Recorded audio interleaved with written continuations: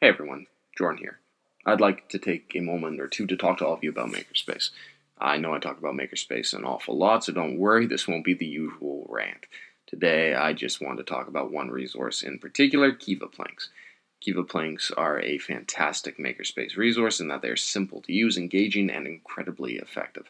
I actually used Kiva Planks on Monday with the grade 2-3 class I teach each week in order to prepare for the presentation I've been asked to give the Board of Education next week.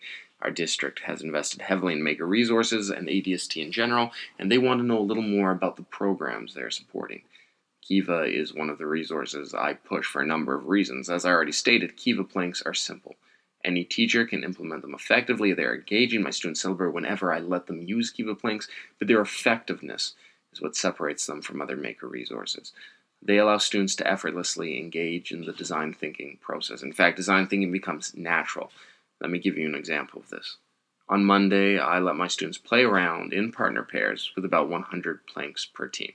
I gave them about 15 minutes to do this. When their free time was up, I called them together and I told them I had a challenge I wanted them to complete.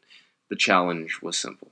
I wanted them to design and build a freestanding bridge high enough for a tennis ball to be rolled under it, with the caveat they could not include center supports or braces. In other words, the bridge had to be supported entirely on the ends without the help of a load-bearing structure at the center of the bridge. To make the challenge more difficult, I told them to make the gap between ends as wide as possible. In fact, I told them the winning team would be the team with the widest gap. Eager to complete the challenge, off they went, and they all failed. Their first attempts were awful. Some of them built tunnels, others towers, still others crumbling structures, and bridges with center supports. And I didn't say a word, because I didn't need to say anything. My instructions were clear. They knew what they needed to do, and so one by one each team went back to the drawing board, conversing with each other, sharing ideas and testing, until each team successfully built a freestanding bridge high enough to roll a tennis ball under it, and without a center support. Incredibly enough, the average gap in each bridge was over 18 inches long. The winning bridge had a gap that was 27 inches long.